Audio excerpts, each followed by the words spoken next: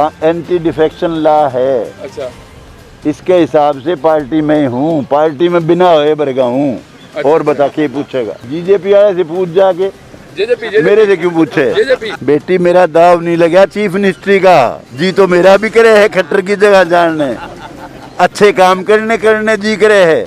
और जो chief minister बने यूँ सोचे ये तो बंधु हैं, कोई कमजोर नहीं। मैं सारी बात जानता हूँ एक एक, जो हमने बखाओ है कई मामला में। अरे मैं तो जेजेपी नहीं हूँ, जेजेपी वाला तो खोपरहंड है, उसने पूछ जाके वो क्या करेगा और उसकी कितनी मानेंगे लोगों, तो उसने बेरा है, मैंने थोड़ी पता है। जो भी कोई आदमी है ताकत में, उसको खुद को पीटीआई बन के सोचना चाहिए। अगर तेरा रोजगार चला जाता, जिन हाल में बेचारे ये गरीब हैं, तेरे साथ क्या बनती, तेरे बच्चों के साथ बनती, मैं तो ये मानना है मेरा। तो पीटीआई अध्यापकों को धरना प्रदर्शन करते हुए आज लगातार 57 दिन बीत चुके हैं। कई विपक्षी पार्टियों के नेता इन पीटीआई अध्यापकों को समर्थन देने के लिए पहुंच चुके हैं। यदि शुरुआत की बात की जाए तो पीटीआई अध्यापकों को समर्थन हरियाणा की राजनीति में बेबाक नेता कहलाने वाले नानौद से विधायक रामकुमार गौतम ने ही इन पीटीआई टीचर को अपना समर्थन दिया था। जब पीटीआई अध्यापक रामकुमार गौतम के पास अपनी मांग को लेकर पहुंचे थे, तभी रामकुमार गौतम ने अपने फोन के माध्यम से मुख्यमंत्री मनोहर लाल खट्टर तक सबसे पहले इनकी मांग को उठाया था। और वहीं यदि आज की बात की जाए तो आज भी हिसार के लघु सचिवालय में पीटीआई अध्यापकों के धरना स्थल पर नानौद के विधायक रामकुमार गौतम ने पहुंचकर पीटीआई अध्यापकों को समर्थन दिया। वह कहा कि वे बार बार हरियाणा के मुख्यमंत्री मनोहर लाल खट्टर के सामने उनकी मांग को कई बार उठा चुके हैं। इसी मौके पर रामकुमार गौतम ने मीडिया से रूबरू होते हुए कहा कि जितना ज्यादा हो सके और जितनी बार हो सके वे पीटीआई अध्यापकों के मुद्दे को हमेशा मुख्यमंत्री मनोहर लाल खट्टर के सामने रखते रहेंगे, जब तक मुख्यमंत्री मनोहर लाल खट्टर हरियाणा सरकार इन पीटीआई अध्यापकों को दोबारा बहाल करने का कार्य नहीं करती। नमस्कार, स्वागत है आपका RSN एक्सप्रेस में और मैं हूं सौम्या माथुर। फिलहाल हमारी टीम मौजूद है धरना स्थल लघु सचिवालय में, जहां पर पीटीआई अध्यापकों का धरना प्रदर्शन लगातार 57वें दिन भी जारी है। और जैसे आज की अगर हम लोग बात करें तो आज नारनौंद से विधायक दादा रामकुमार गौतम जी यहां पर आए हैं और पीटीआई अध्यापकों को समर्थन देने के लिए आए हैं। किस तरह का आश्वासन ये पीटीआई अध्यापकों को देते हैं, आइए आपको सुनवाते हैं। और साथ ही साथ मैं आपको यह भी बताना चाहूँगी कि जब से पीटीआई अध्यापकों को जॉब से बर्खास्त कर दिया गया था सरकार के द्वारा, उसी समय सबसे पहला समर्थन जो पीटीआई अध्यापकों को दिया था वो रामकुमार गौतम जी ने दिया था, जिसके बाद ये बार बार सरकार के सामने, मुख्यमंत्री मनोहर लाल खट्टर के सामने और उप मुख्यमंत्री दुष्यंत चौटाला के सामने ये बार बार अब इनकी मांगों को लेकर आवाज़ उठाते रहे हैं। आइए इनसे हम लोग जानते हैं इन्हें किस प्रकार का आश्वासन मिला है। और जैसे रामकुमार गौतम जी आज पीटीआई अध्यापकों को समर्थन देने के लिए आए हैं, किस तरह का आश्वासन इन्हें देकर जाएंगे? मैं सरकार में नहीं हूँ, मैं तो गलती से MLA बन गया। MLA बनना भी नहीं चाहता था, लेकिन मेरी शायद बोल दे रही थी, सत्यानाश कराना था हरियाणा का, इसलिए बन गया मैं। अभी आप इतना नाराज क्यों हैं फिलहाल सरकार से? कोई जेजेपी में नहीं, सरकार से मैं कोई खट्टर सरकार के खिलाफ नहीं हूँ, खट्टर सरकार के साथ हूँ। मैं कोई चीफ मिनिस्टर, खट्टर साहब चीफ मिनिस्टर हैं हरियाणा के भाई, इसलिए उनके खिलाफ ऐसा नहीं है।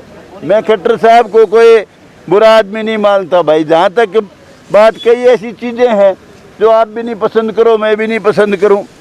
करप्शन है, करप्शन हर राज्य में होती आई है और करप्शन को मिटाना कोई सरल बात नहीं है।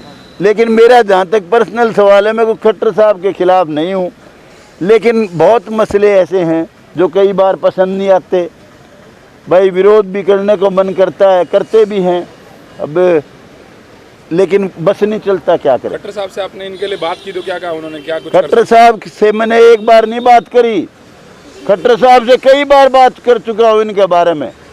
खट्टर साहब से बात कर चुका हूँ, AG से बात कर चुका हूँ इनके बारे में, कई बार एजुकेशन मिनिस्टर से भी बात कर चुका हूँ। मेरे दिल से हमदर्दी है, मैं कोई जो बात कहता हूँ कोई ऊपर से नहीं कहता, कोई ऊपर से कुछ कहूँ, नीचे से कुछ कहूँ, मैं तो जैसा दिखूँ तुमने उसाए हूँ। और पूछ सर, फिर भी ये बात सही है कि कोरोना महामारी के चलते एक तो लोगों का रोजगार छिन चुका था, उसके बावजूद भी सरकार ने 1983 पीटीआई अध्यापकों को हटा दिया। जो भी कोई आदमी है ताकत में, उसको खुद को पीटीआई बन के सोचना चाहिए।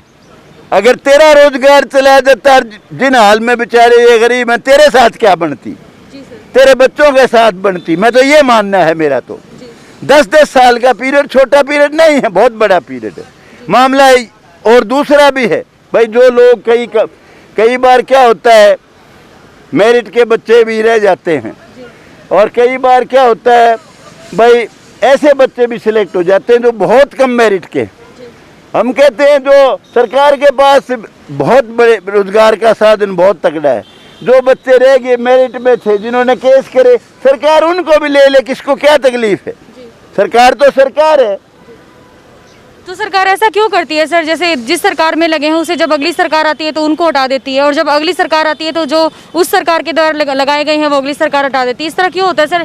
क्यों जैसे अलग अलग जो कर्मचारी है उनके ऊपर राजनीति खेलने का कार्य करती है सरकार? बेटी मेरा दाव नहीं लगा चीफ मिनिस्ट्री का, जी तो मेरा भी करे है खट्टर की जगह जानने, अच्छे काम करने जी करे है। और जो चीफ मिनिस्टर बने यूँ सोचे ये तो बंधु हैं, कोई कमजोर नहीं। मैं सारी बात जानता हूँ एक एक, जो हमने बखाओ है कई मामला में, लेकिन बस नहीं चलता। दादाजी और जो वो सरकारें करती हैं वो क्या करती हो उनसे पूछो, मैं कोई सरकार थोड़ी हूँ बेटी। जेजेपी के दो विधायक जैसे आप और जोगीराम सिहाग जी धरना स्थल पर आके आप लोगों ने समर्थन दिया, बाकी जो टीचर हैं हर मिनिस्टर से हर उससे मिल चुके, उसके बावजूद भी सरकार सिर्फ झाल से दिखा रही है इनको कि करेंगे करेंगे, कब करेंगे? क्या लगता है? मुझे कुछ नहीं पता। ये तो आप ये सवाल ऐसा है, इसका जो जवाब है खट्टर साहब यानी मुख्यमंत्री हरियाणा बेहतर दे सकते हैं। कब करेंगे नहीं करेंगे क्या करेंगे तो उनको ज्यादा पता, मुझे क्या पता भाई। भाई बड़ौदा चुनाव को लेके के लगा जेजेपी क्या करेगी? बीजेपी वाले से पूछ जाके। जेजेपी मेरे से क्यों पूछे? जेजेपी अरे मैं तो जेजेपी नहीं हूँ, जेजेपी वाला तो खोपर हंड है, उसने पूछ जाके वो क्या करेगा और उसकी कितनी मानेंगे लोगों, तो उसने बेरा है, मैंने थोड़ी पता है। अब फिर आप कौन सी पार्टी में हो? अकेले रह रहे हो? निर्दलीय पार्टी में था तो भाई पार्टी में हूँ, कानून बना हुआ है, अच्छा एंटी डिफेक्शन लॉ है, अच्छा इसके हिसाब से पार्टी में हूँ, पार्टी में बिना होए बरगा हूँ। अच्छा, और बता के पूछेगा? सुबह यही पूछना है कि जेजेपी से इतनी नाराजगी का कारण?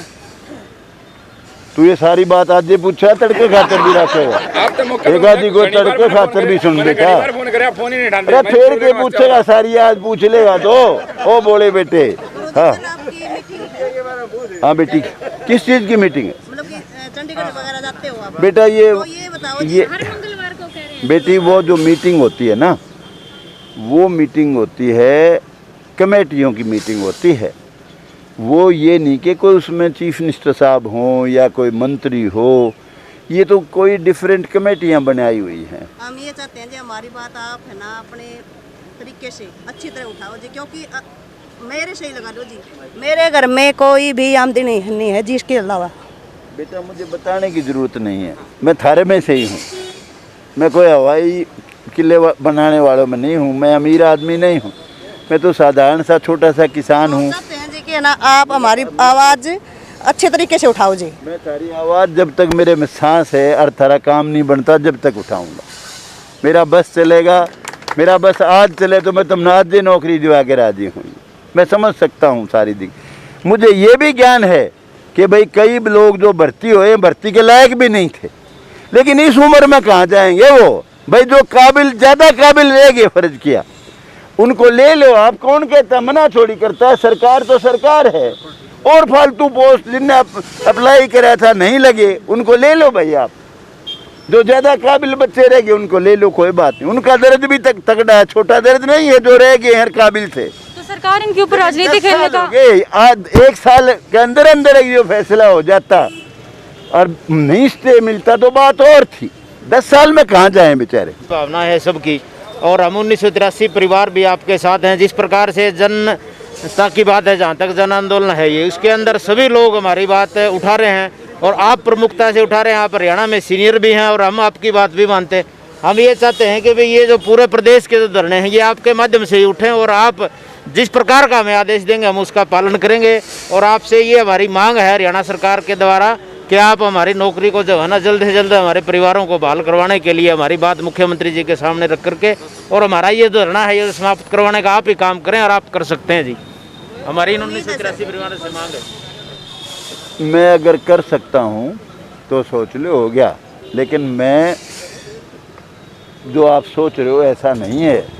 मेरे से अगर करने से हो जाता तो थारा अभी तक काम पहले दिन बन ले, लेकिन मैं ये है सिंसियरली आपके साथ हूँ, आपके साथ रहूँगा, मेरी पूरी हमदर्दी आपके साथ है। ये बच्चे को इंग्लैंड के थोड़ी सारे मेरे बालक हैं, कोई कहीं का कोई कहीं का है, बड़ी मुश्किल से रोज़गार मिला है, जिसके घर में रोज़गार चला जाए लड़कों की फीस वहाँ अगर खड़ा होके कोई देखे चीफ मिनिस्टर या कोई और,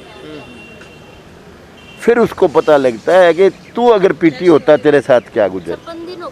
और ये भी सही है कि जो नहीं लगे बहुत काबिल थे, उनका भी दर्द छोटा नहीं है, लेकिन उनका निवारण सरकार कर सकती है। सरकार के लिए मुश्किल कोई नहीं था, सर जो टेस्ट जितने बच्चे काबिल थे। टेस्ट रखा हुआ है जी, जो हमारी सिचुएशन 14 साल पहले थी, आज हमारी नहीं है पता सर। है बेटा, मेरे को सब पता। मैं कह रहा हूँ इसलिए अब जो टेस्ट रखा है वो टेस्ट नहीं रखना चाहिए।